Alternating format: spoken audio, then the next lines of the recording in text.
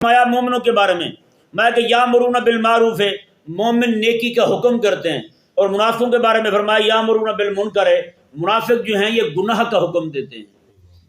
کیا کرتے ہیں؟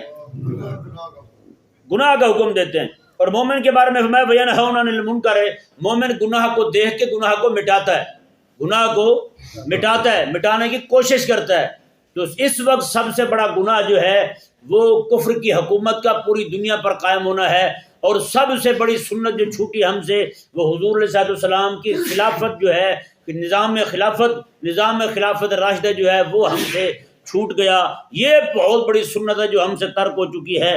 تو مومن بندہ جو ہے وہ گناہ کو مٹاتا ہے، گناہ کے معاملے میں مددگار نہیں بنتا۔ لیکن آج کے جو نام نہاد مومن ہیں وہ تو گناہ اس معاملے میں گناہ کے مددگار کیا، اس گناہ کو کندھوں پہ اٹھانے والے بن گئے۔ اس گناہ والے جو شجرہ خبیثہ ہے اس درخت کو رات دن یہ پانی لگا رہے ہیں، یہ کہیں خشک نہ ہو جائے، کہیں خشک نہ ہو جائے۔